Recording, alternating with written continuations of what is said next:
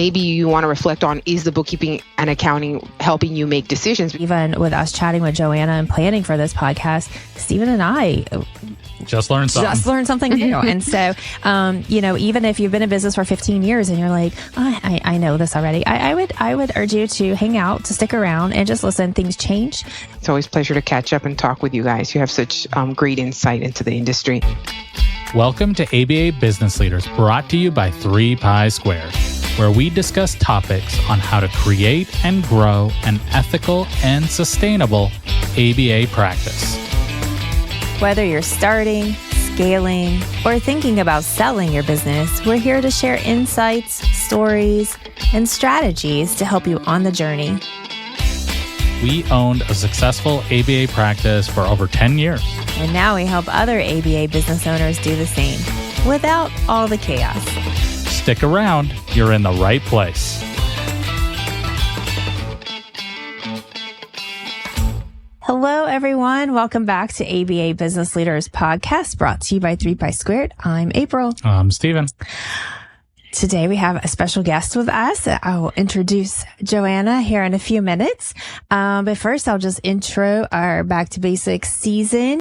So we're continuing our Back to Basics series where we go back to the foundations of running an ABA business. Whether you're dreaming about starting a company, already running one, or preparing for what's next, we will meet you where you are. And just like early intervention, the earlier you start working on these foundations, the better your chances of success, the fewer problems you'll face, and the smoother your growth will be. All right. Well, that is out of the way. All right. So now I get to introduce Johanna. Those of you guys who have been around for a while have already met her and may already even be working with them. So Johanna is a certified public accountant who owns Margin Keepers, an accounting practice that specializes in the ABA industry. Her firm has serviced hundreds of ABA practices over the last decade. She has a master's degree from the University of Notre Dame in accounting, where she concentrated on financial reporting and assurance. Johanna's early career in healthcare gave her a deep understanding of the industry. And at Margin Keepers, they provide bookkeeping, financial reporting, income tax compliance work. And their focus is setting up the numbers so the ABA owners can make financial decisions that support long-term financial health. So welcome, Johanna. We are so glad to have you back on the podcast. Thank you for having me. It's a pleasure to be back. It's always a pleasure to catch up and talk with you guys. You have such great insight into the industry. Well, thank you so much for that. Well, we're excited to hear about what information you're bringing for us today. We're going to cover several things. We're going to talk about what ABA business leaders need to do to prepare for taxes. This is airing in December. This is the, end of the year. I don't know how in the world we landed, right? Yeah. At the end of the year already. But this is going to be a little different than a lot of our Back to Basics episodes, because everything that we're talking about is really going to be geared towards everybody. All of you guys, yeah. Right? And now where we can looking at how can we do this differently? How can we, it's those beginners, those startups, in the first year or two, going ahead and taking all of this advice that we talk about today and figuring out how you're going to put that in your processes and how you're going to start off doing things the right way. And those of you guys who are the growers, who are in the middle phases of your business, who, it's a really great opportunity for you to look in and take note and check in and say, okay, do I have processes and procedures for these? If I don't, what can we do to audit our systems and to get things in to play, things in place, right? So I just wanted to bring that up, that really we're not going to necessarily break all of these pieces down, because it's going to be super applicable to everyone. And I can guarantee you're going to come out of this with some new information, because even with us chatting with Johanna and planning for this podcast, Stephen and I, Just learn something new. And so, even if you've been in business for 15 years and you're like, I know this already, I would urge you to hang out, to stick around and just listen. Things change. We forget about things, things drop off. And so these are all important. So we're, as I said, we're going to talk about preparing for taxes.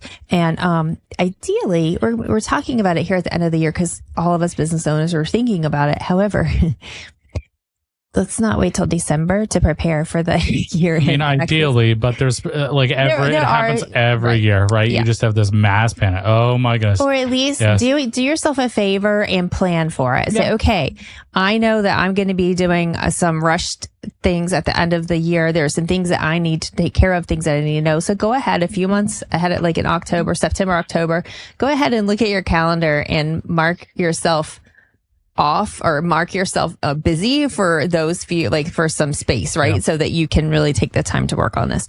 But then we're also going to talk about cash flow management and then also we're going to chat a little bit about, Johanna has some information for us about how some providers are taking payment up front to kind of help support that cash flow management. So we'll get to that towards the end. I can't wait to talk more about it. But let's just jump into that, the preparing for taxes. And I know like one of your first points here is accurate bookkeeping. And there again, that's what we would start from January 1, ideally.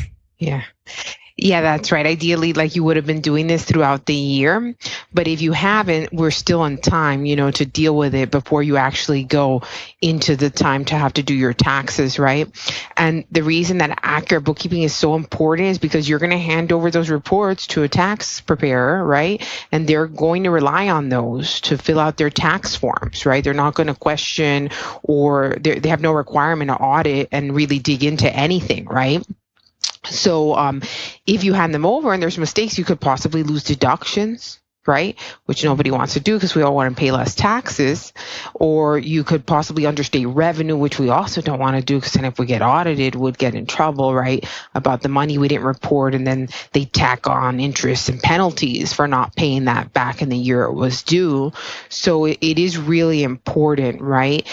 If you're doing your bookkeeping yourself, that's fine. But I highly recommend that you ask the tax preparer, hey, do you do bookkeeping too? Can you do a review of my bookkeeping just to make sure it's okay before you go into tax? Because then that way they might find some of the issues. QuickBooks seems really easy, right? It's very user friendly. And as far as like coding expenses and revenue, that is quite straightforward, right?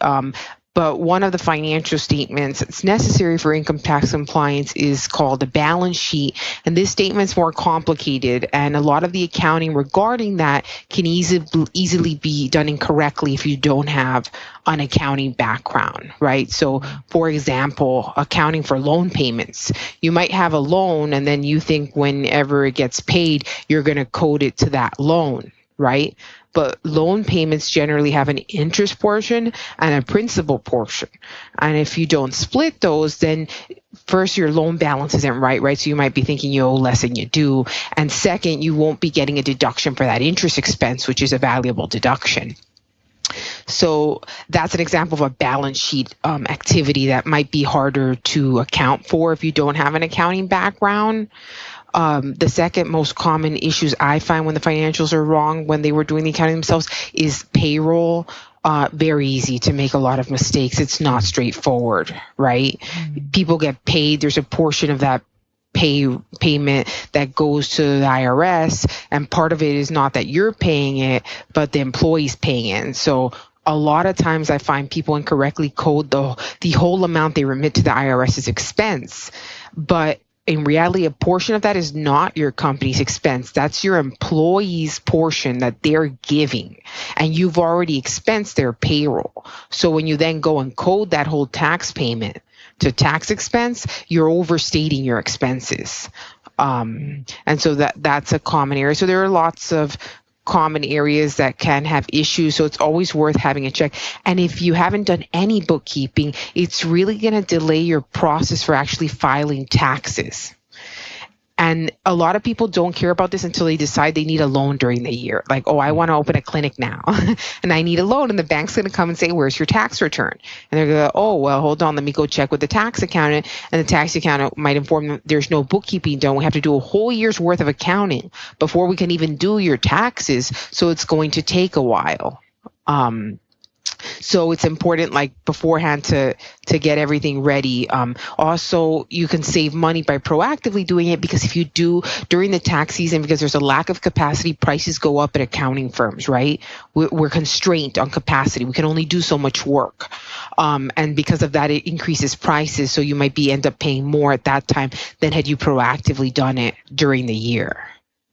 Those are really good points. And those are things that I think can easily get away from us as the year flies by, right? Yeah, like now we're in December, all of a sudden, like what happened? Exactly. Right, exactly. So, even having those, if you don't already have that bookkeeping in place, I think that would be a great goal for, of course, you're going to have to go back and do for this year, but how are you going to put that into play for the following year to go ahead and start that bookkeeping January 1 and doing it in the correct ways? Yep. Because it's kind of that you don't know what you don't know. And so having someone who knows all of the ins and outs, at least guiding you, would be important, because some of those mistakes that we make as we learn and kind of just do it on our own as we go, those mistakes can get a little costly. Well, I mean, especially for growers. And I mean, I'm kind of, but I know we had this issue, but when you're hiring people quickly and you're growing quickly and you're used to paying payroll taxes quarterly,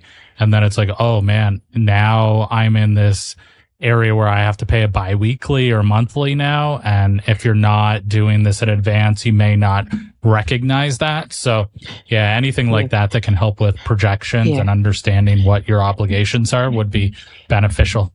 Yeah.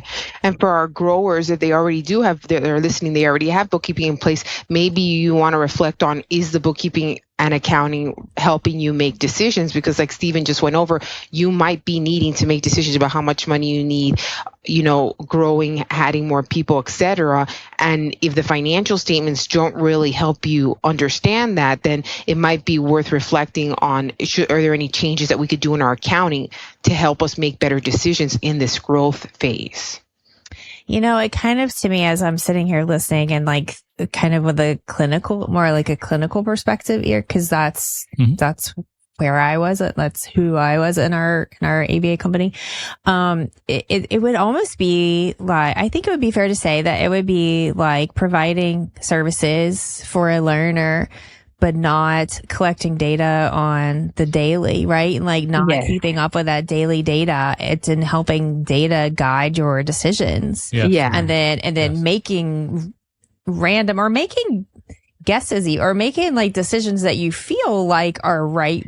But then you look back and you're like, okay, now let me put the data in now. And now let me look at the graph. And then you realize where you thought you were is different than where you really were. And then you have to adjust. You're open to more risk and making assumptions that you absolutely shouldn't make. Yeah. Like you're going to make a decision on an intervention without actually looking at the data. Right. Yeah. You're just going to decide ballpark, I think it's working.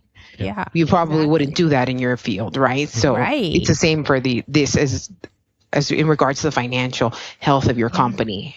But these are things that are easy to overlook or to not, like, I can get to that later.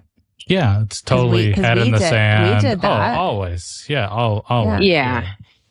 I assume like this is probably a busy time of year for you. Like, how busy is that before on the 26th until January 1st? Is that like a busy time of year for you? No, because no one's proactive. Okay. Everyone's going to call in January and February with an issue. That's when it really, like, I guess people are like, oh, it's what time and I haven't got my stuff together. Okay. And in regards, like for the bookkeeping for our closers that might be listening, right? They're very important. You want to look at it because the valuation of your company is going to be based off those financial statements. So if your bookkeeping is not up to par, if it's not done right, you could be losing value, right? They're going to use those numbers to determine how much you're worth. And you want to make sure they're as accurate as possible to get your maximum valuation. So if you are thinking about going to the closing stage next year, you want to make sure your accounting is down packed. Yeah, that's really good advice. And for the closers, okay, they sell their business in February. What kind of implication are they looking at for the next year? Do you obviously it depends on the price, right? What they get, but I assume that's going to be a huge tax bill at the end of the year. Yeah, well, it depends on a lot of factors, right? The structure of the deal, whether it was factored as an asset sale or an equity sale. So most of the time, ABA practices, they're going to structure them as asset sales, right? So it is going to be a significant tax bill because of the allocation of that purchase price. And that's a very good thing to think about when we're looking at the bookkeeping, because if, let's say, you're doing cash basis bookkeeping, which is very common for most companies, right? Small businesses, it's more affordable. You don't really have an accounts receivable balance. And like when you're selling, they allocate the price amongst assets, right? So you're going to want to make sure that you know your accounts receivable and how much it is, because there are different tax rates for the amounts allocated to accounts receivable versus goodwill, right? Where goodwill is basically whatever's left. So they'll look at a company and they'll say, these are the tangible assets. So let's say they have equipment worth $100,000 and they have AR for $300,000 and the sales for $1 million, right? The $600,000 remaining is going to be allocated to goodwill. Each of those buckets has different tax implications. So it's important to make sure you have good financials, even from that point of view, from the tax perspective, after the valuation and the deal's getting done. Okay, so walk us through the steps of understanding the implications of the owner's tax structure. Okay, yeah. So for people just starting out, I find they're really confused about it. They don't really understand. So almost all entities, everybody listening that has a company, more likely than not, has an S corp, an LLC, a partnership, a sole proprietorship, right?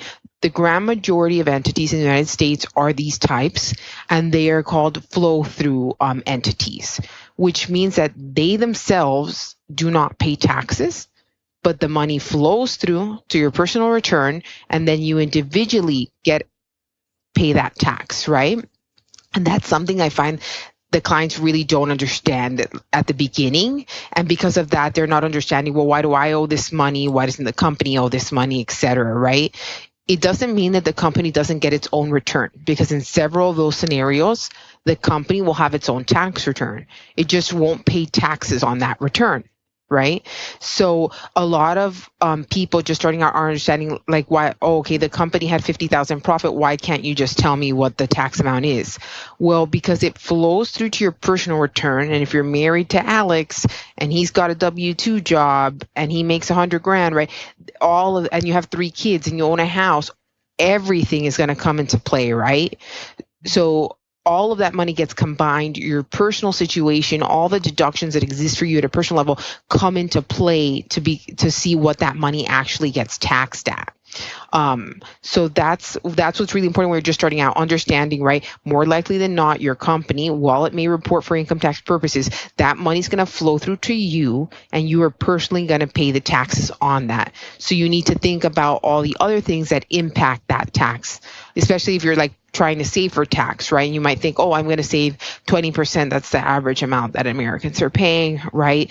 But if you have a high income earner spouse, you might be paying your first dollar at 35 to 40%, right? So you need to think about that. So that's what I mean by understanding the implications of your tax structure. So understand, what type of entity do I have? And it can even be a different tax entity than a legal entity, right? So a lot of people, you hear them say, I have an LLC, S corp. What does that mean? It means that from a legal perspective, you have an LLC, but from an income tax perspective, you have an S corp, so it gets taxed differently. So it's really important at the beginning to understand that. As you're growing and closing, it's important to understand whether you're still in the right vehicle, right? Assessing that. Maybe you started off as an LLC single member and you've been working like that, but maybe it's time to think about making that S Corp election because that might be more preferential. Because you can bring over some dividends, I guess is what it's called, right? Where it's taxed at less because it's not income earned, it's like capital gains. Is that, am I saying that correctly? Well, yeah, so dividends are taxed at capital gains. That's correct. As far as like the money coming through, most only C Corps actually give like proper dividends, and most of these entities, like I don't have many clients that decide to operate in C Corp because of the double taxation of those entities. They get taxed like at the net income level. So those entities they're not flow through, right? They do get taxed on their tax return. And then all the dividends that flow through then get taxed at the personal. Gotcha. And so dividends do get taxed at a preferential rate if they meet certain requirements, but people might think, oh, well, I'm going to do that because I get hit less with the dividends, but it doesn't usually turn out to be less because you do pay the tax at that corporate level. And that's when you hear people say double tax, 2 layers of tax, double taxation. That's what that happens. The C Corp reports its income, pays taxes on it, distributes the money, and then the shareholders then pay tax again on those dividends. Gotcha. So every time we talk, Joanna, like my brain's like, because I'm learning so much. And I really feel like a lot of other the clinical side, right? Those clinicians who are opening their company or running their company, if they haven't already learned about this, and like those beginners who like me, and I'm sure there's a lot of you guys out here who already have like a strong knowledge of this going into it, and great for you. Mm-hmm. But I also know that there's a large portion of us clinicians who go into business without understanding or knowing any of this, and we're learning as we go. And so I just want to take a second, like, yes. So Margin Keepers, we're, our sponsors of, to be completely, transparent. If you guys have been around, you already know this, that Margin Keepers are sponsors for our podcast. And the reason that they're sponsors for our podcast is because we have like a very stringent vetting, procedure. Like we don't just have anyone as an affiliate or a sponsor, right? But we want to make sure that, it's valuable to all of you listeners out there. And like, I guess what I'm saying is if you are in this situation and you're like already just a few minutes into this podcast, you're like, wow, there's a lot that I don't know. And I'm getting kind of nervous and worried about how all of this is working out. And if I'm doing it right, please just reach out to Margin Keepers. Yeah, many of our customers are Margin Keeper customers. Yeah. And all I hear is amazing from Joanna and Sam. So so if you're feeling stressed right now, just take a deep breath and sign up for the free consult on our website. Yeah. It'll be in the show notes too. And just reach out to Sam and Joanna, and like they'll help walk you through some of these pieces and help you to know like if you're on the right track or not. So anyways, I just feel like this could be like really stressful for people who are still learning or who have been in business for years, and maybe they're realizing, oh, maybe I need to do something differently moving forward. So I just wanted to throw that out there. Yeah. And we're always happy on the free consults to give as much information as we can, right? We value just getting to know more people in the industry and talking to you guys, hearing your struggles and challenges. You don't necessarily, need to pay us to get some valuable information. That's awesome. Okay. Well, to get back on track here, talking about like tax structure, I know that you have, you said that there's owner's health insurance premiums. There's like specific things you need to do for that. Yeah. So another thing about on the topic of, understanding the implications of your tax structure is how you deal with health insurance, because that varies depending on your structure. And you want to make sure you get a deduction for your own health insurance, especially a lot of you leave your jobs, to start your practices, and you need health insurance, right? And at your job, you might have been getting it through payroll, right? So it's important to understand, how can I get a deduction for my health insurance now that I'm self-employed? Okay. Mm-hmm. And so if your entity is taxed as an S Corp or is an S Corp, there are requirements to run it through your payroll. And this is something that I see often. I have to tell the clients to do it. Like, it's not something that's common knowledge. So if your entity's taxed as an S corp, you need to run those premiums through payroll. Now, it doesn't mean that you need to pay for them. You can set them up on your payroll as 100% covered by your company. And it doesn't matter if your coverage is different for your employees, because this is just for the owner of the S corp, right? So you could put in 100% coverage, companies covering it, right? But it needs to run through there.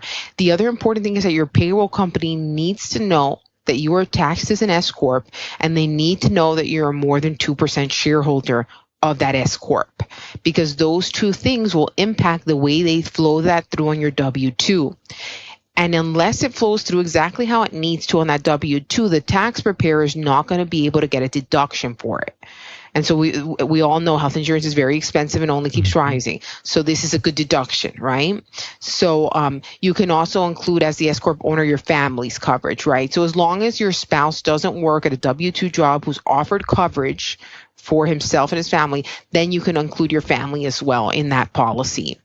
And so if you don't have an S corp, you just have an LC, maybe taxed as a partnership or single member, or your sole proprietor, then you just make sure you let your tax accountant know about the health insurance, because there's a way for them to get that deduction on your individual return. So that's where the understanding the tax entity structure comes into play, right? You just need to know, okay, how do I get this health insurance deduction based on my entity structure? Because there's special rules surrounding it. For S corp owners, the health insurance does help, because I don't know if some of the listeners know, but if you have an S corp, there's something called reasonable salary requirements, right? So the IRS says if you are the more than 2% shareholder of an S corp, right, and you work at this company in any capacity, you need a reasonable salary for your role there, right? Meaning it's a market salary. You're going to pay Sandra from across the street this money, and she's going to be happy to do it. And she has same qualifications as you, about same experience, right? So she would be a competitor for a job with you, right? So that reasonable salary, the lower it is, the more tax savings, right? So that's where the incentive comes to put low salaries, which is why the IRS throws out all these regulations about making it reasonable, because they don't want people taking advantage of the system, right? So, but that health insurance premium does help, because let's say a reasonable salary is $60,000 for the position we're looking at, right? And but the health insurance for the year that you're going to get for yourself and your family is $10,000. Well, now you could set the salary to 50, because that 10 is going to get added into the number to come to 60. So that's where you could get some benefit, right? Because now, okay, I am lowering my reasonable salary, but I'm still meeting the guideline.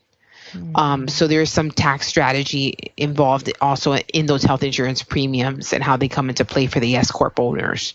Yeah, I'm just not a fan of taxes. Yeah. It's a cat and mouse. Steven, who's a fan of taxes? Yeah. It's just, we have to do it. It's just, So as far as looking at quarterlies and year-end planning, what kind of strategy or advice do you have? Yeah.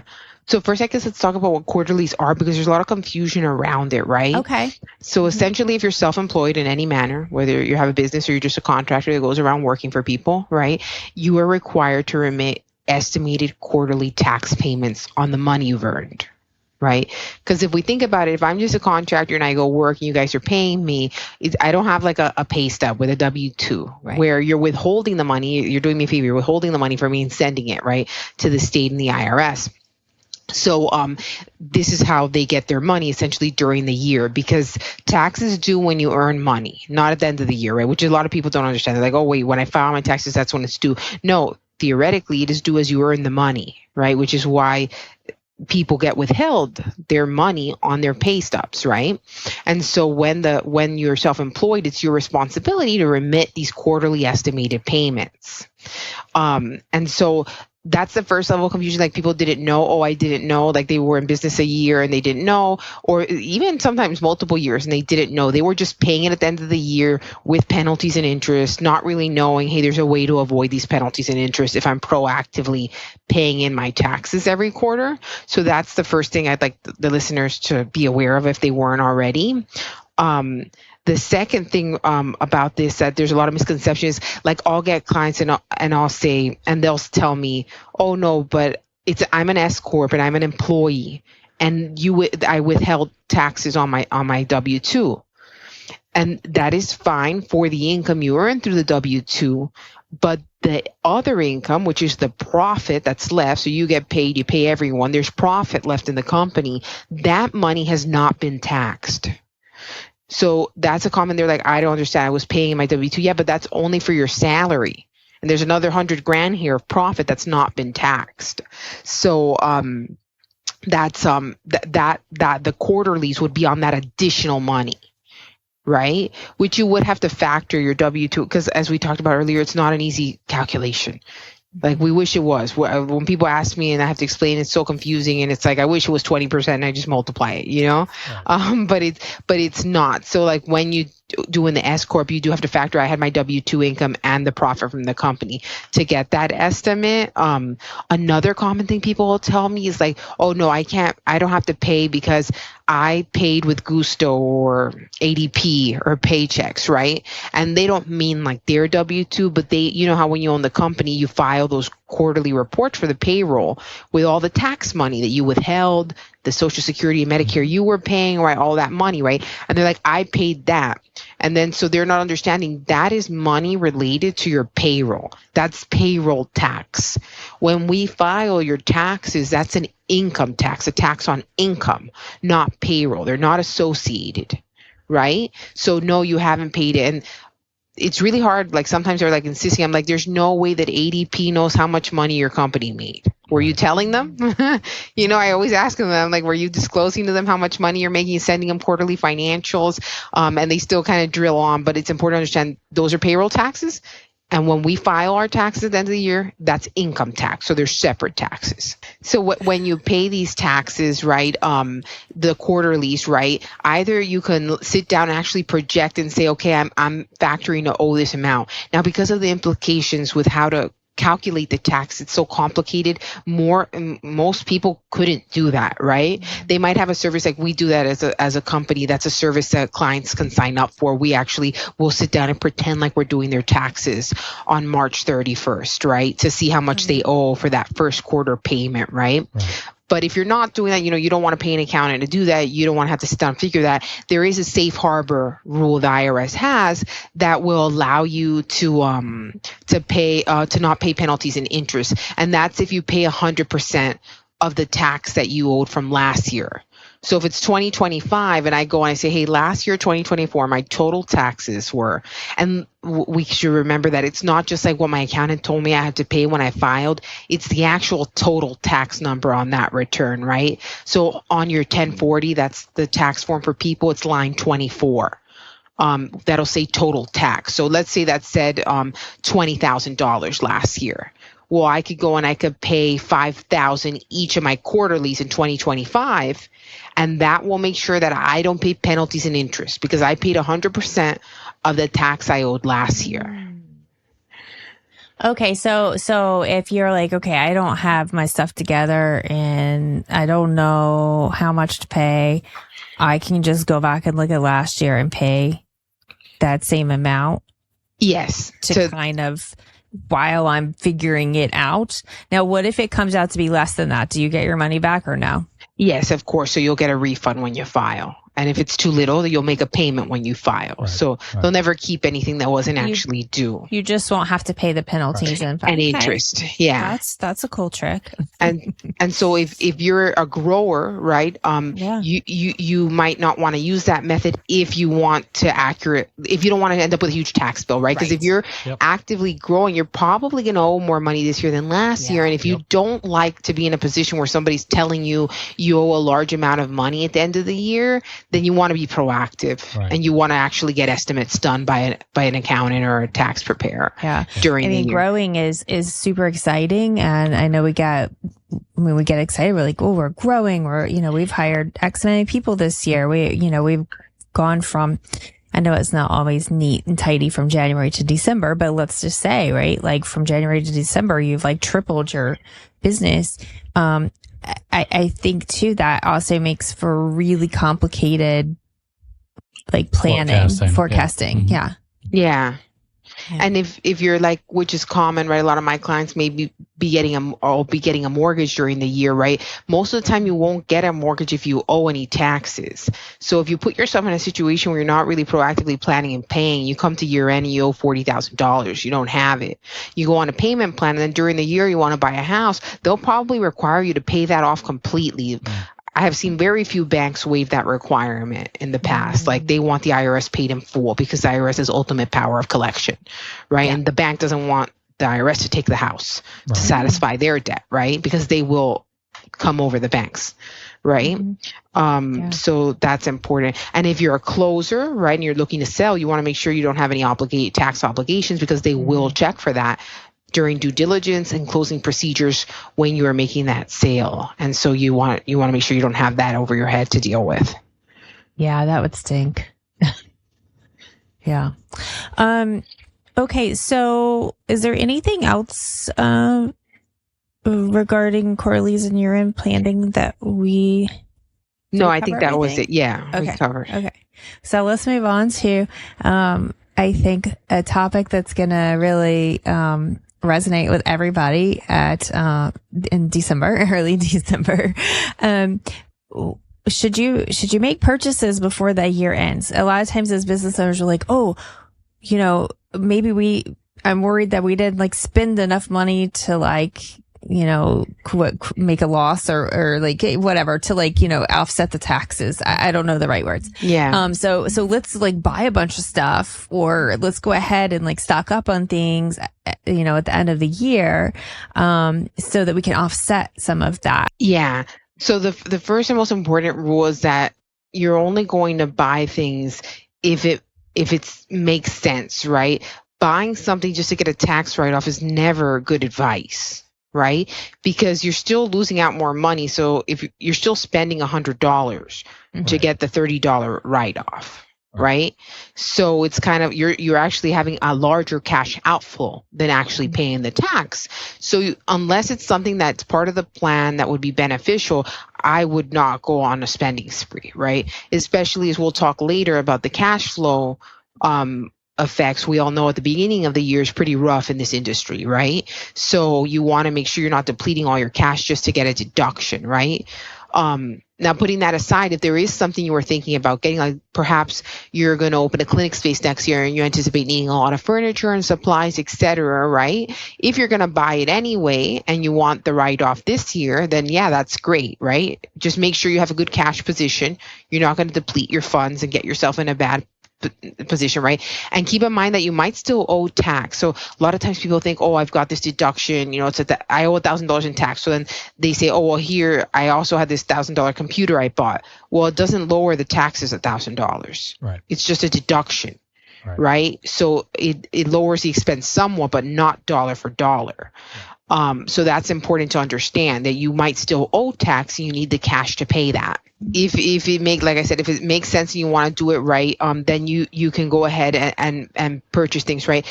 Cars are a popular item. Like if you were planning on, updating your car next year, right? That gets you large deductions the first year, right? But it's not the whole amount either, right? So you just need to consider like the deductibility. Some things are not 100% deductible at all, and some things are not 100% deductible in that first year. So a car is a good example. You're not getting the write-off for $70,000, right? It's usually the first year around $18,000 to $20,000, depending on what tax law's in play, right? So you're not going to get that whole. So don't think, oh, I'm going to buy the car, finance it, it's $80,000, I'm going to write the whole thing off, right? You want to check with your accountant. Hey, if I buy this car, what's the tax write-off available? So you have a better understanding of how much you're actually going to get. As that cut off, right? Other than that, like if you are looking to decrease money at the end of the year, right? I always, advise, like look out for your staff, right? So if you did make extra profit, you are paying a lot, and you weren't planning on throwing them a bonus, throw them a bonus, because that's going to deduct the money from you. It's going to transfer to them and it's going to keep morale up. And anything else that you think, if you think having a good Christmas party is going to be great for morale, right, then do it, you want to do team building. So always things that will add value to your practice, right? Which the staff should always be first, because they are everything at your practice, right? Absolutely. Well, I'm glad that you bring that up because that's another thing we'd like to talk about is how does that work? Like when you have Christmas, holiday gifts and bonuses and parties, gift cards, or how does all of that work with payroll and taxes and all of it? What's important to know? I want to give everybody a $250 Amazon gift card. How do I do it? So if you are going to give gift cards to the staff, it's important to note that you still need to report it as compensation through the payroll system. And so this is a mistake a lot of people make. They don't know they need to do that, but it is the law that if you give them gift cards, you need to run it through the payroll if you're going to take that deduction for it, right? So you would need to, if you gave everyone $250 Amazon gift cards, when you run payroll the next time, you would need to add that on as something you gave them. And if you're not sure how to run that through, you want to talk with the support of the payroll company because it can be tricky. You don't want to pay them the $250 again on that paycheck. You just want to tell it, I already paid them $250, add it here and put the tax on it and make sure it goes through that W-2. So this is the same for if you Venmo them money, Cash App them, if you give them cash at the party, you need to report it through the payroll. It needs to go on their W-2. And the only way that's going to happen is if it goes on the payroll. So if you do that and you come back for the new year and you hadn't done that, or you're listening to this in the new year, right? You're going to want to just check if the W-2s haven't been issued, then you can go and you can let the payroll company know. It's usually called an after the fact payroll. And you just you want to report an after the fact payroll. Please walk me through how to do it. And then you get that reported in there, right? Even if the W-2s have been issued, you could still do it, but then it's going to issue a corrected W-2. And you don't want to, the staff might have already filed their taxes. Now you're telling me I need it, so just try to be proactive about it so it doesn't end up being a trouble for your staff, Okay. Would it be easier just to add the bonus to the paycheck? Yeah, that's the best, right? So even though people like to, give the cash, give the gift card to their face, it is best just to run it through payroll, right? You can always send them a nice email or tell them in person, hey, I want you to know on your next check, there's going to be an extra $200 there, and that's to help for Christmas. Give them a card with a message, a handwritten message. Who gets those anymore, right? That would be kind of a special edition. And saying, hey, by the way, you have your bonus, and then tell them something nicer. Yeah. What about gifts? What if you said, okay, I'm not going to get a gift card. I'm going to go to Buc-ee's. I'm going to buy them $250 worth of stuff. How would that? Are you in the same boat? So gifts, you're allowed to give up to $25 per employee, right? If it's more than that, then you need to report it as giving it to them. Some ways that we could possibly get around this is give them a gift that might work for both of you. So how about a branded tablet carrier? It's marketing, right? We've got our logo on it. They're taking it around to clients. Everyone's seeing it, right? And we could possibly write that off as advertising instead of gift, which doesn't have a limit, right? Brand them up on T-shirts. It could be uniform, right? They could decide to wear it to the thing, right? To see clients, right? So if you can find a way that it works for both of you, then there might be a way to get a better deduction for it. So if you're worried about every penny that you spend and you want to get the best tax deduction, give your staff merch, company merch. Yeah. But if you really care for your staff and you want to give them something that they can use for themselves, then give them a bonus, report it to payroll and write them a nice handwritten card or email. I'm gonna throw you a curveball. What if can I give them a tip? Well, tips are reportable on the payroll as well. So but it's tax free now, right? Well, the new legislation being passed, but I don't think it's effective till next year. So okay. I didn't know about that. It's a new thing. No tax it's not started yet though. Right. Yeah. Okay. Well, maybe next year we can have this conversation. I'm just trying to figure out. Yeah, I'm just trying to cheat the system, I guess. Well, and then it's also important to if you're going to prepay expenses, there are some that can't be deducted. So the rule is if you're prepaying something, you're a cash basis taxpayer, the benefit needs to be within a year. So just make sure if you are going to prepay stuff, run it through your accountant so they could check the current legislation, like what is allowed to going to be deducted this year. Okay. There are situations because really you're just delaying, right? Right. We're not taking something away. We're just pushing it into another year, right? So that's important to think about. Like if you're sitting here trying to think about ways to deduct the tax bill this year, and maybe you're going to sell your company next year, and that's going to be a huge tax. You wouldn't want to push more income into next year. You're going to have a big taxable event. Maybe you're going to sell an investment property, or your partner's going to get a big bonus at work or raise next year. You wouldn't want to push money into that year. Take it this year, right? But the opposite might be true. You might know, hey, maybe I'm a BCBA. I started out, I was working my W-2 job, but just last month I quit and now I'm on my own, right? So I'm only going to have my business income now. I'm not going to have that extra W-2. I'm probably paying less taxes next year, right? Unless the business does great right off the bat, and then you're more. But you if it's doing kind of like what it did this year, you might be in a situation where you're paying less taxes next year. So you might actually benefit from pushing stuff to next year if you're going to be in less of a tax bracket. If you know that there's going to be there was more tax this year than last year. So one thing you could do that doesn't involve like spending money but still impacts cash flow is that you could delay billing at the end of December, right? Don't push submit on those claims for the last 2 weeks of December till the last week, because then for sure you're not getting it till January. Okay.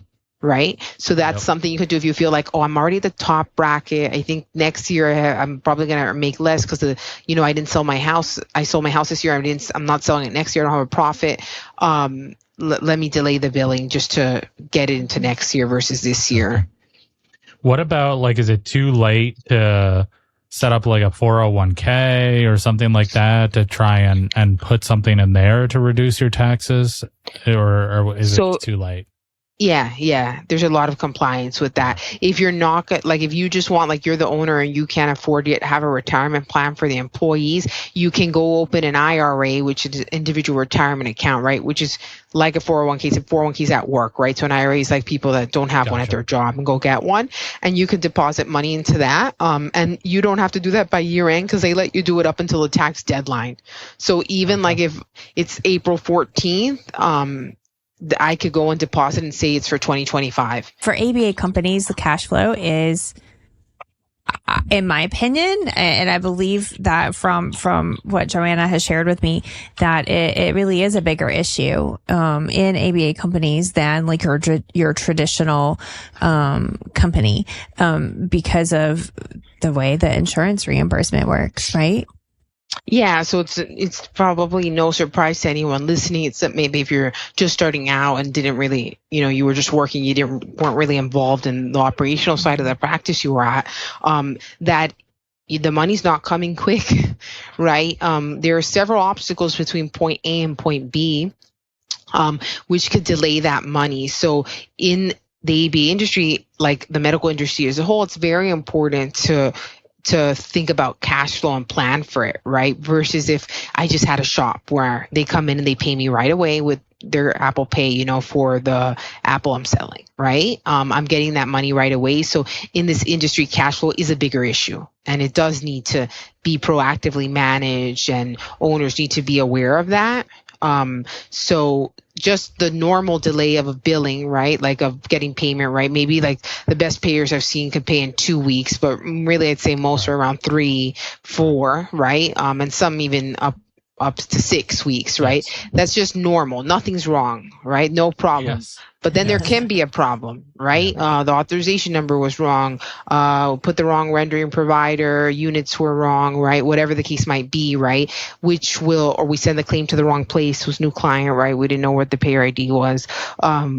If any of those come, then we're adding, right? We're adding to already this pretty lengthy turnaround to get money.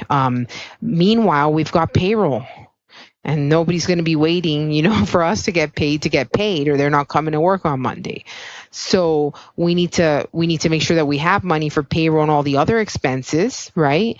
While we might have delays, right? And And that's like for the starters, right? For the growers and closers, right? You need to think about these additional expenses. Like if you're in the growing phase, you might be paying a lot of recruiting. You might have a lot of training time. And while that training is going on, you're not making any money. You need to have extra cash to cover that, right? If you're in the closing phase and you're trying to, you're spending more money on processes and systems to get your practice up to par, to get the best valuation, right? That's extra money that's not producing money. So that's why it's really important to be on top of cash flow at these ABA practices. Yeah, and I would say that this is a major challenge because there's so much that's out of our control. Right. And I mean, especially with like January 1 hits and the vast majority of insurance plans are now switching over. So we have to deal with, maybe for the last 5 months, we haven't had to deal with copays or anything like that. And now we're hit with massive deductibles or, $3,000, $4,000, $5,000 deductibles. Copays are back. This could be tough. Yeah. That's important. That's why I always recommend to the practices, like in December, reach out to all the families. Yeah. If they're changing providers for healthcare, they probably already know. Yeah. And so reach out and say, if you anticipate any changes in your health insurance coverage, please let us know as soon as possible, right? And then get information. Are you changing companies? Is it just a different plan at the same company? Did your employer change who they're using, to be ready for that, right? And then as soon as January hits, you want to be re-verifying everyone's benefits.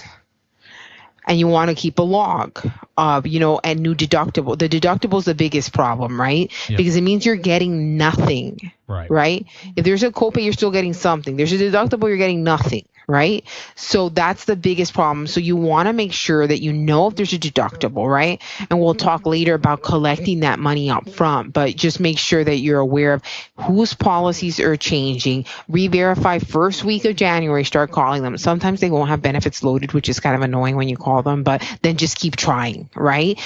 Sooner than later, you want to know, re-verify the benefits, make sure that they still have the same coverage. And if there's any changes, you want to advise the families of those changes, right? Hey, your copay changed. Hey, now you have a co-insurance instead. It works this way. But that's really important. It's also best practice to be re-verifying benefits at least every quarter at your practice. Like have the admin person do that, because at any point in time they could lose their job or change policies, and you might not know for months until you notice a huge receivable balance for somebody, right? So it is best practice to be re-verifying benefits at your practice throughout the year. Yeah, for sure. Well, and so that's just the insurance piece coming in, but then you have payroll. And if you are in that growing space, like we mentioned before, then like you said, with like training new staff, and when you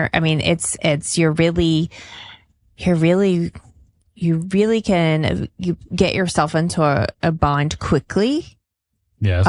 As you're hiring, even if you're just hiring a couple of staff at the same time, but you're still in that growing period. I mean, if let's say you hire a BCBA, now we're having to hire 5 techs, 6 techs, right? And so it's not just that $100K or $90K or whatever that BCBA is going to cost. It's also the 5, 6, 7 techs that you're also. And if you need registered behavior technicians and they are brand new to the field, or they're behavior techs, maybe they have some experience. Yeah, they need their RBT training and certification and sitting for the test and all of that. There are a lot of factors. Also have to consider credentialing too, because that may delay what payers will allow you to use this BCBA to submit claims. So there's a lot of moving parts, and knowing this up front and planning for it. Yeah, I wish we would have done more of it. Like I just that's something that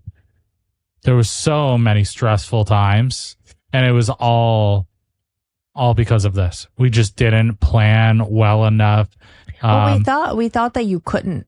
We had this like twisted mentality. I think that number one, we thought, we'll do it as we go, because we felt like you couldn't plan for this, because we felt like, there's so many unknowns and there's so many changing things and there's so many things out of our control. We're just going to do the best we can. I think the first few years we didn't even know what to plan for. Right. And then once we kind of got a handle on this, then it was like, oh yeah, we should have probably paid these taxes up front so that we didn't have those fees in April, right? And so it was always just this, okay, we're growing too quickly. We can't keep up with all of these things, right? And so having those plans in place, right? Like I wish that 10 years ago when we had our company, we were in the thick of it, we had margin keepers to like guide us through this, right? Having a mentor that could have said, hey, you're going to see these things are going to happen, so we might as well take care of them now. So, Johanna, what is the plan? What do you need to have in place? So number one, you want to have good cash reserves, right? And so when we're thinking about cash reserves, we're thinking about 3 to 6 months worth of expenses. And the 3 to 6 month range, right, is probably, you err more on 6 months if let's say you're heavy, you have a heavy government payer, like you're all Medicaid or all TRICARE, right? Those type of funders can have problems more often than not. We've all seen the pause in payments. The recent one, when the government shutdown went on, we all had to stress with that, right? So if you are heavy, then I need to have more cash, because at any point, they could stop paying me for 2 months, and what am I going to do? I need to keep going, right? So that's a high risk area where I'd err more on 6 months, right? If you're in a natural disaster zone, so we're thinking, Florida with the hurricanes, California with the fires, you might want to have more reserves because you could possibly be impacted by those more often than people not.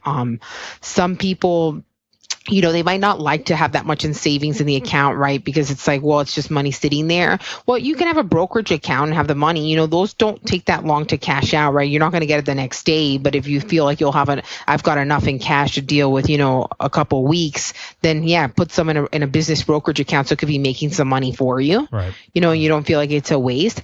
Additionally, like you can also get a credit line, right? Whereas like, I've got that credit line there, right? So this is like a type of loan where you don't actually pay interest unless you're taking the money, and you don't take the money unless you need it. These are only good for short-term projects. So like a payment delay, right? Not like I'm opening a clinic, I'm getting a line of credit. That's not what we want to do, right? But they are good. Like if you don't want, maybe you don't have as much, or you're working on building your reserve, get a line of credit, because then okay, if I could pull 100 grand from there, worst case scenario, right? I have a way to get that money. The money's relatively quickly in your accounts. So that's also could help with your reserves. Then, try to do some type of cash flow forecasting, right? It could be as simple as, I know these are the expenses I have every month, right? These are the software fees, my professional fees, etc., right? The rent, right? Have an understanding, these are the fees that every month happen. And then try to have an understanding of what your payers look like as far as delays, right?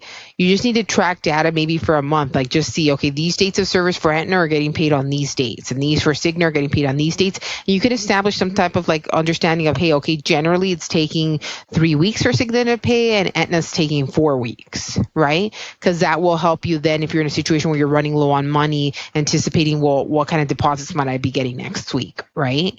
So having that type of understanding will help you, right? So not just looking at the bank balance, but understanding these are the monthly recurring stuff, right? That's always going to happen. So I need this much. And this is how slow or how fast these payers are taking to pay. Another thing that's going to help with cash flow discipline is, the collecting cash up front that we'll talk about later. That is going to help with the cash flow policy, right? The other thing is watching AR, right? So a lot of practice owners aren't looking at AR. They have a biller and they know they're billing, and if money's coming in, they think it's fine, right? Yep. But if you start to feel like, hey, money's tight, hey, I'm having to pull from savings quite often, right? Even if that's not happening, you need to be looking at AR reports if you own a practice. Okay, you don't need to be an expert, but you need to have, at a minimum, have some high level of looking at it and knowing when you should ask a question, right? And so the report that I recommend that owners look at is called an AR aging. And so an AR aging will show you like the total amount that's receivable. So let's say it's $50,000, and it's going to put it in little buckets. This $10,000 been outstanding for 30 days. This one for 60, this one for 90, this one for 120, right? what this will help you do is determine, well, what's a risk factor, right? If we've got things at 120, there's probably a problem, no matter who your payer is, right? Yep. So you want to make sure you're asking the biller about those, right? Now, if you can get the AR aging by client, that's best, because then you can see which clients are being problematic. You might notice, hey, the Cigna clients are really racking up amounts. Let me ask the biller what's going on with Cigna claims, right? You might notice that one kid has money in every bucket, right? And what that indicates is a snowball, right? You've got a snowball. No claims are getting paid, and they're moving from one bucket to the next, and they're just going to keep getting older, right? And that's important to address right away. So you might specifically ask about that kid to the biller. Hey, what is going on with JP's claims? I'm seeing them stacking up, right? Because you need to know, you might need to pause services. You might need to get a parent involved. You might need to take additional steps on your end to collect that money. And you want to make sure that you're kind of understanding and it makes sense what the biller's saying, right?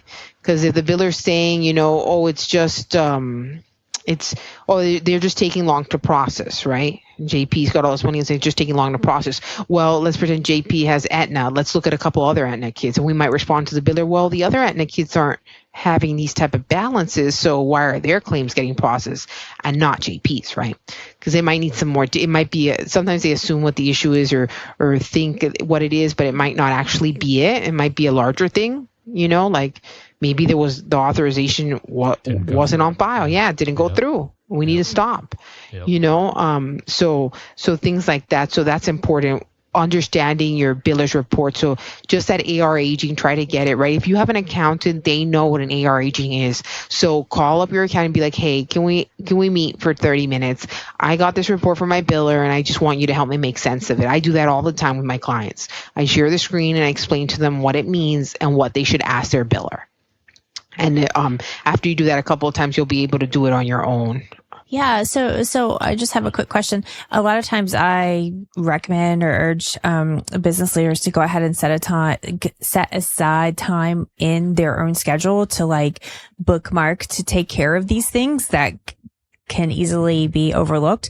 How much time would you recommend setting aside each month to look at tax planning, AR reports, just so that you don't fall into that trap of it's December 26th and I have no idea if I made any money. Well, I think with the aging reports, right? It would be even putting a event in your calendar, once a month at definitely more, right, really, but minimum once a month to just check the aging AR, or because also too there's the what's it called, Stephen, with if you only have a certain amount of time, timely payment yes, to go back, yes, recoup, yes, and then some funders, again, if you didn't get the authorization in place, you assumed you got the authorization, but it didn't go through for whatever reason, and now you're billing and they don't backdate it, right? Or they got a new primary plan and they didn't tell you about it, and so. So, I mean, I guess I'm kind of answering my own question. I feel like even weekly setting aside time weekly to at least put your eyes on these reports and be able to scan the numbers and shoot some emails out to ask questions, right? Yeah. You really have to stay on top of this. Yeah. I think ideally you'd want to have somebody doing the billing that was going to do the majority of this. So you would just spend some time setting up a policy. You want your biller to follow up on a rejected claim within 48 hours, right? So you want your biller to check the status of a claim for a new client 1 week subsequent to it being submitted to make sure it's in progress or moving, right? So if you just set some time aside to set some policies and make sure the right people are in place, that can help alleviate you, because we all know, right? April, when you're a BCBA and you're running your practice, you're in the fit of it, right? It's, you don't want to add a bunch of stuff that's just going to be unmanageable. So I think if you just take time to sit down, set the policy, and then make sure that you have your biller abide by it, whether it be in-house or out-house, right? Then you could be more comfortable that at least that's going on. And then once a month, ask for that AR aging. And when you just let your biller know, hey, I want an AR aging once a month. Please send it to me the first week of the month, whatever, last week, third week. And then when you get that email, take 30 minutes, look at the report, reply with some questions if you think that there need to be. And that would probably be pretty good practice to cover, identifying like some indicators of possible cash trouble. Like, because most of the companies are keeping their financials on a cash basis, which doesn't really help identify whether there's a problem with collections. With my accrual basis clients, I am able to identify, and I do send notes when I issue those financials. So if I could see that AR balance rising steadily and I don't see the cash coming in, I'll put a note in, hey, check in with the bill, or AR is increasing a lot. I'm not seeing cash collections from these payers, right? But if you don't have that, but you're noticing, that payroll's rising faster than the money coming in, that might be an indicator. So if your cash basis just have a bank account trying to figure it out, that might be an indicator there's a problem you might want to look in. If you see an increase in claim denials, it might mean that we're doing something wrong, right? They just might not being submitted right. And so those are some indicators, and looking at the buckets and seeing, increasing amounts in those older buckets would be another indicator that we discuss. Yeah. Just something else for anyone listening, and if they're not overwhelmed yet.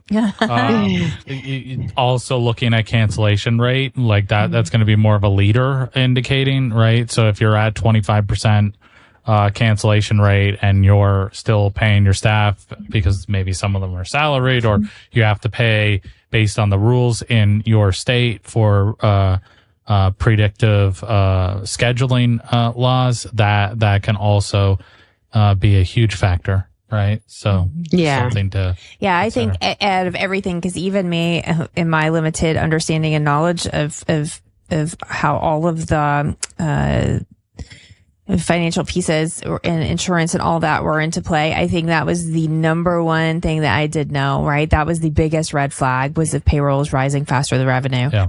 That was like, it was like an immediate, like, oh, okay, I've got to stop everything and figure this out. Now, ideally, as Johanna's sharing with you guys, plan ahead of time so you're not surprised by that. Correct. But that is definitely, if nothing else, that you need to key into that as soon as possible, because that's when things really start to fall apart, right? Because you have to pay your staff, whether you're getting those payments out or not. So and for our closers, if you're looking to sell your company, this is one of the biggest things you're going to look at: your AR, the aging, what collections look like, and it's really going to impact what they think about your practice and the value they're willing to pay. Right. Oh, I didn't even think about that. Yeah, that makes a lot of sense. All right. Well, tell us how it works, how taking payment up front what that looks like, and how it could be helpful. Okay. Yeah. So I'd like to start by everyone thinking about when they go to the doctor, right? So when we go to the doctor and they check us in the little window, what do they ask us for? Your copay. Yeah, our copay, right? Right there, they charge it and take it, right? And so I like to bring that up because they have been doing this way longer than ABA practices have been servicing clients, right? So when we think about the grand majority of the healthcare industry, if anybody's ever had a baby, they want your entire deductible collected by week 20, right? All these practices in the healthcare industry, they are collecting payment up front, right? And we should be no different. One of the reasons for the copay is to help the practices, because they get it's mostly to share responsibility, right? The insurance companies, if they paid 100% of everything, then you would go to the doctor every time you had a runny nose, right? But if I have to dish out a $40 copay, I'm not going to go every time I have a runny nose, right? So that kind of transfers responsibility. I'm not going to abuse it because I still have to pay something, right? But it's also to help the providers, because they need to wait 3 to 6 weeks for their money, and they need to turn on the lights tomorrow, right? So we should be collecting these payments up front, right? The patient responsibility should be collected up front, right? And so how do we go about implementing this if we're not already implementing this, right? Well, it's going to start off by, the eligibility and benefits check, right? So I like to tell my clients they want to have a master client fee list, I call it, right? You've got like all the clients and what payer they have and whether they have a co-pay or deductible or co-insurance in different columns, right? They can note there when the max is met if they find that out, right? Et cetera, right? So you want to make sure you understand the client's benefits, right? Because you're going to need to communicate with them that these are the benefits and this is the part you're responsible for and how I'm going to collect it, right? So once you have an understanding, and so let's pretend we get a new client and they have Blue Cross Blue Shield. We call up Blue Cross Blue Shield and they let us know patient is approved for services, right? There is a $25 copay each session, right? It's important to note sometimes the copay can change depending where the session is, right? Do you ever see that, Stephen, when you guys had your practice, it might have applied to the clinic, but not at home, so. I didn't know that. Did we have that? So the biggest thing was most funders wouldn't collect 2 copays in a day. So if you were like, you had parent training on the same day, yeah, you had quick service. It's once a day. Yeah, I've never seen it not be once a day, right? So even if it's at different times during the day, it's once a day. Once you have noted, right, that client has that copay, you're going to communicate it to the parent, right? And then because we're not a doctor's office, like some of us might have clinics and we couldn't have a POS machine at reception and we could be charging as they come in. That's very possible, right? But we know that a lot of what we do is community-based, home-based, right? And we're not going to be giving merchant portals to every RBT to carry around and be responsible for, right? Yeah. So the best practice is going to be just to get them to fill out like either an ACH debit authorization or a credit card debit authorization for ongoing. So you get them to sign this, authorizing for the auto charging to their account on a weekly basis. And every week, so on Mondays, you could do last week and say, okay, so-and-so came 4 times. He has a copay of 4 times 20, $80. I'm sending the invoice, right? But I'm auto charging, right? That's best. Like some people won't want to do that. And then like, okay, that's fine. You could still send an invoice, but then what does that cost? More headache for you. You need a follow up. Did they pay it? Send a reminder. Call a mom and say, hey, you haven't paid it, right? It's better to just do the auto charge because then you can do it, right? So you send them the invoice. So I tell my clients, send the invoice and then give it a day or 2 days. And then if you haven't heard back, contemplating, somebody saying, hey, that's not right, then have the charge, right? So if you're going to send these out on Monday, you could tell your admin on Wednesday to actually charge those through, right? Okay. Mm-hmm. So you get the auto permission, you establish the benefits, right? And then you charge in that manner, right? So copay is the easiest, right? Because it's just once per day. It's a flat amount. It's really easy, right? A little trickier when we have a client with a deductible or a co-insurance, right? So the deductible, it's important to talk with them at the beginning of the year. And for any of our growers listening that aren't currently doing this is a perfect time because you can have a policy change effective next year. You just let everyone know, all your clients know we got a new policy this year, right? And you start to gather this stuff. But so if they have a deductible, they have to pay for the whole claim. So you have to know what the whole claim is for, which you'll know, right, when the biller's doing the claim, right, for the contracted rates. Most of us in our practice management systems were able to load in our contracted rate along with a billing rate, which is an inflated rate, right? So you'll be able to know the amount, right? So you'll have to send the invoice for the whole amount. Usually when it's deductible, you might want to wait a little bit more to ask them, because the bills will be quite high. So we're talking probably over $1,000 for 1 week, on average for a client who's seen, 20 or to more hours. So you might want to check with the parents. And so those are going to be larger ones. Hey, is it okay if I hit it through? The parent might say, hey, I can't do it all at once. That's fine. You could say, okay, well, how about we do 500 this week, 500 next week? You work with them, right? To come up with something that works for everybody to collect that. The co-insurance too is a bit more difficult than a copay because it's a percentage. So you need to know what the whole claim was for. Right. And then so if it's $2,000 claim at the contracted rates and it's 10%, you need to collect $200 from them. Right. So again, with your softwares, you should be able, if you have your contracted rates loaded, to be able to see, or you might want to decide that you're just going to do it with copays because this is too much for you. You're not going to, you don't have a biller yet or anybody to help with that, or an admin person.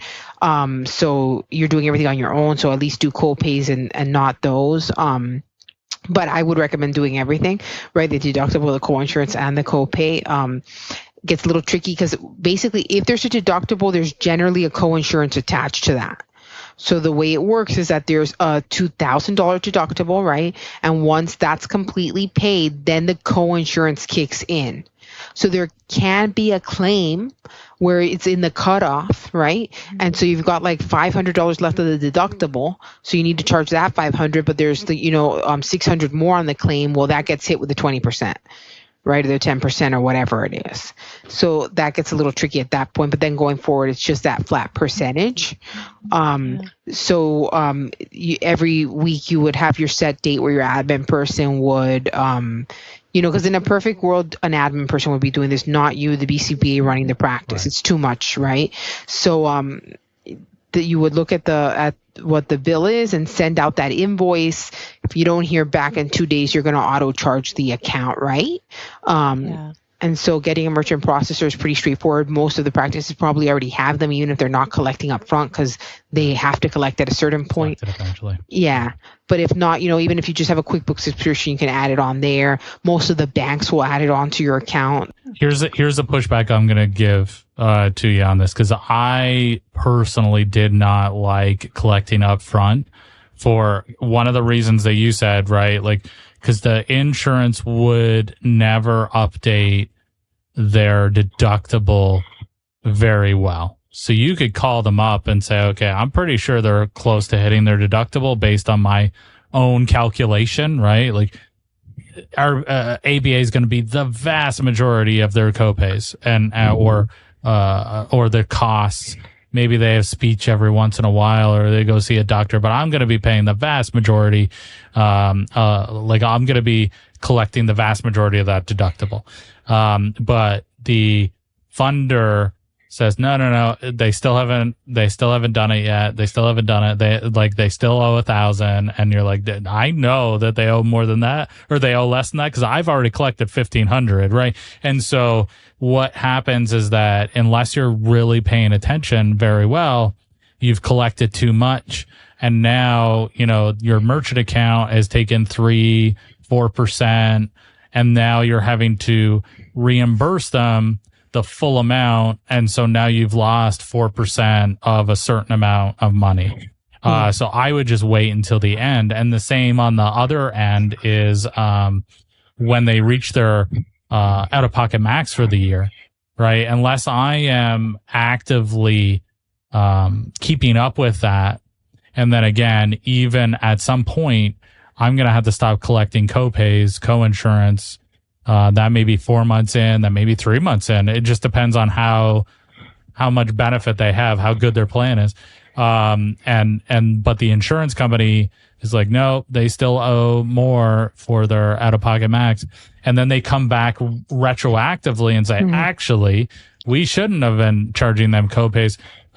We should be paying you the full amount. And so then again, you're going back and you're having to reimburse the families the money that you collected. And you're actually losing because you can't get that 3.5% or that 4% back that you lost. Does that make sense?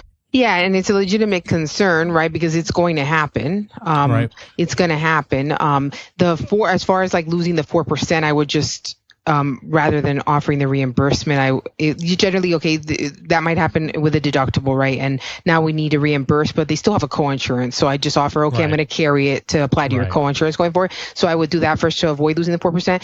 Out-of-pocket maxes are generally met late in the year, and the policy is going to reset. Hey, you want me to hold it? You're getting a deductible in January. I'll use it for that. So you could do that if your main concern is losing that 4%, right? As far as the other factors, right? Like there needs to be a way of knowing what actually happens, right? We are charging based on what we believe, just like your doctor's asking you for that copay based on the fact that you have a copay. He's not calling to check if you met the max or if it's not going to apply because you went to a more expensive doctor yesterday, right? He's going to know when he gets the EOB, right?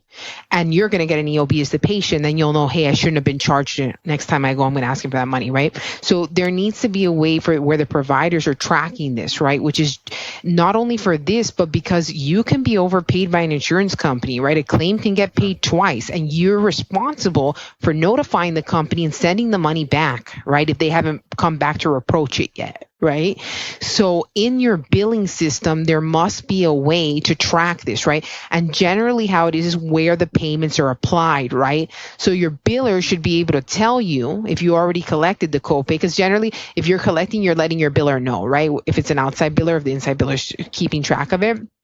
But if it's an outside player, you don't know, hey, I collect these co-pays and this from these people. And in their system, they're putting they got it, right? So when they get that money from the insurance company, if it is more than what it was open for, they then have to notify you, hey, this was an overpayment. And then you'll know, hey, that's due back to the client. In fact, they had met their max, so the co-pay shouldn't have been that day, right? It's going to be impossible for you to know, not only because they go to other doctors, but a lot of deductibles are family deductibles. And you have no idea what's going on with the brother and the sister and the mother, right? So you just, quote on what you know, and then, but it is very important are the section for compliance on this subject, right? That's one of the main notes here is that you need to be able to track what's happening, which is what should be happening for a practice to be operating financially healthy, right? You need to be tracking or know who do you owe money to or whatnot. So if you have those systems in place, you should be able to identify when it happens and then go to the client and let them know. And then again, I would start off by offering a credit to apply to future invoices, since if they're staying with you, they're more likely than not will be, before offering that refund to avoid your 4% thing. Yeah, no, that's a smart idea. I just never even thought when I was going through that, I never even thought, hey, you're going to owe me this anyway, so you might as well just... Especially if it's like a $35, $40 copay, most parents are going to be like, yeah, just hold on to that, knowing that they're going to... Yeah. So the other thing too, though, is quite a few times that it would happen that a family would stay with us, they would like have a large deductible and we would not collect that right up front. And, and then they would leave and they would ghost us. They would go on to a different provider. And then there were several situations where we never were able to get that money, right? And we even like chased it through collections and spent money, right? And that was something we learned in the early years of, wow, this is a thing that people do sometimes. Yeah, right? They do. It's very common. And and like you say, you're going to pay a collection company to deal with $1,000. You might not want to. They're not even going to recover the whole $1,000, you know, so then you're losing. Exactly. And I do think it's important to have those conversations, even if they're ongoing clients and, you've checked in with them in like November, December, are there any changes in your insurance for next year? And they're like, no. And then you can say, okay, great. Well, let's, remember, you have like, of course you would choose your words wisely, but basically say, hey, remember you've got this huge deductible. So going into the new year, would you like to set up a payment plan or would you like to, how would you like this? Cause also too, like most families that like second week of January aren't going to be able to like cough up $1,000 after the holidays, especially, right? And now, of course, if it might not be a conversation that you have until mid-January if someone's changed to a new plan and they're just learning their plan and you're learning their plan. But still, I think it's not only, I think it's a legal thing, right? That you're supposed to disclose that, just to have these conversations. What's the Oh yeah, so the no surprises, but that's more for like at a network. Okay, but still, even I think, and even just ethically bound by our board, right? Like we should have these conversations and show information of what their expenses are, and not assume that parents understand what these things mean. Like they may not even understand what it means. They're like, oh, I should just probably have a copay, but they might not understand what deductible or coinsurance and all of this, and then also may not have taken into consideration that, hey, if I have 5 sessions a week, at 5 4-hour sessions or 5 2-hour sessions a week, like this adds up. It adds up very quickly. It is very expensive. Yeah. And have you seen any ABA companies successfully use like care credit or anything like that for deductibles or I haven't heard any of my clients using that. Okay. But it's probably worth looking into. Yeah. And what's also important on this topic for like our starters that they might not understand is that these co-pays and these co-insurances, they're not extra money. They're a reduction from the claim total, which means that if you believe you need to, and in most ABA practices, this is fact, you need the whole contractual rate to make even, to break even and to get a little bit of profit, right?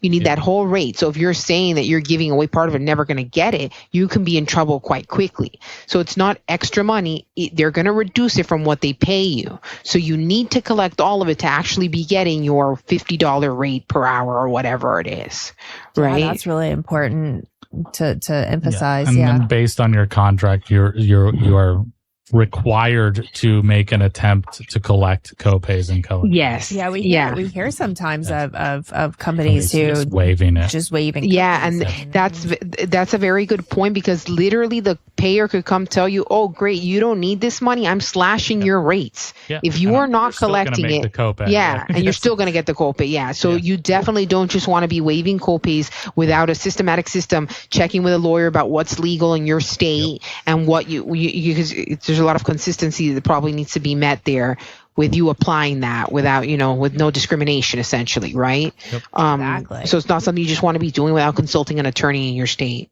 No, and I hear it often. Well, I know the company down the street is doing it, so I'm going to do it too, right? And that's just like, if you catch yourself, audience, if you're catching yourself saying that, not a good practice, right? That should be your cue to get curious and check into it yourself, right? Reach out to a professional. Just the last thing is just to make sure with compliance, right? You do still want to check with your payers. There's a possibility a payer might not allow this. I haven't seen it, but you always want to check, right?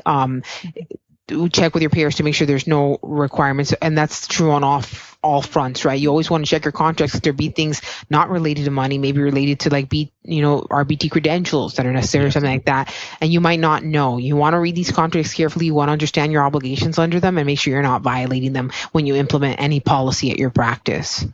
Wow. This has been so helpful. Again, I know Stephen already said it once, but I'm going to say it again. Like, where were you?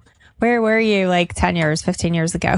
We were starting because, I'm so thankful for you guys at Margin Keepers. I'm so thankful for the expertise that you provide the field. I'm so thankful for, I know we have a sponsorship partnership here, but even still, the fact that you're willing to come on and share this information just for like the greater good of the field and how much knowledge that you have, it's just amazing. And so very thankful. Thank you for coming on today. Yeah. Oh, no, of course. And I just want to, one point before when Stephen asked me about the tips and I said it was not till next year, I just checked and it did go into effect retroactively, but the IRS did release a list of jobs. So it can't be every job. Crook. Yeah. Oh, okay. So I'm assuming ABA is not on that. Not I'm specifically give myself a $100,000 tip this year. Wouldn't that be something? Wouldn't it? Yeah. No. They wouldn't last long. They would figure out really quick. Yeah. Oh, what did we do? Yeah. All right. Well, is there anything else that we didn't get to today that you want to make sure to cover?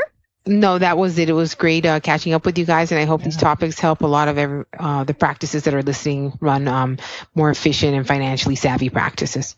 Yeah, and if you're worried about any of this stuff, again, I urge you to sign up for the free console. It's so helpful, and just get some support. And that's it. All right. Well, Thank you everyone for listening. I know you're busy. Thanks for taking time out of your busy schedule and tuning in today. And we hope that you have a great rest of your day.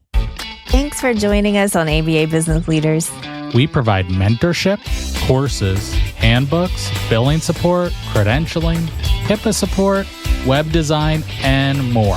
Everything you need to build an ethical and sustainable ABA practice. You can find all of our resources at 3pisquared.com. Don't forget to subscribe and share this podcast with other ABA business owners. We'll see you next time. And remember, you don't have to build your practice alone.